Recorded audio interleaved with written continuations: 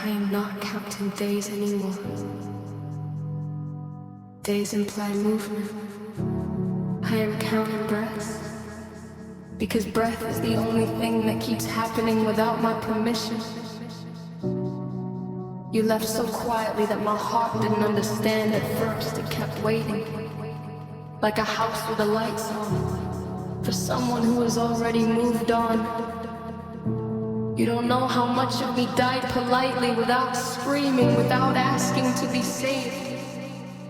We grew together through years, through classrooms and corridors, through shared meals and shared silence, through futures that only I kept believing in. I stayed when staying was difficult. You stayed only until leaving became easy. While I learned patience, you learned distance. While I learned commitment, you learned escape. I struggled to build a forever from nothing, from hope, from effort, from prayer. You struggled just as hard to make sure I was not in it. Tell me, when did my loyalty turn into a cage for you? When did my love become something you needed to survive from? I don't ask why you left, I understand now.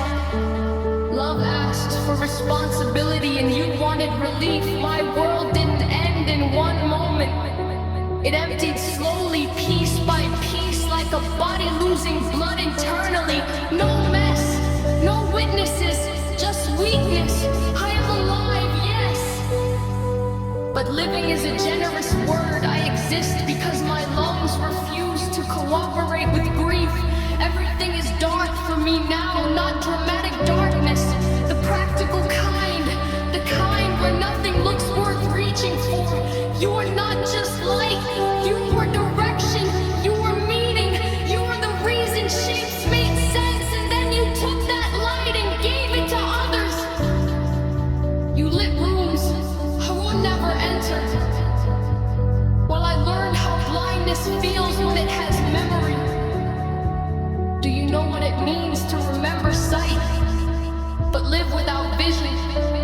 I walk through days touching walls, pretending I know where I'm going, smiling out of habit, speaking out of politeness, dying privately. I don't hate you.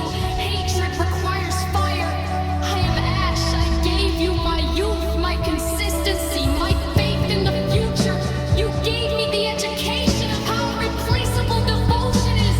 There are nights when even silence feels loud, 'cause it sounds too much like you not choosing me. I don't need anything from you now, not love, not explanation, not guilt. I only need to know, how does a man carry a soul that has lost its reason to exist? Because my world is not broken. Broken things can be repaired.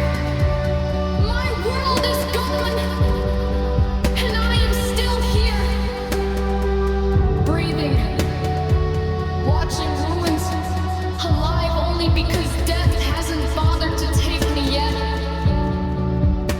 And that is the most devastating thing you ever left me with.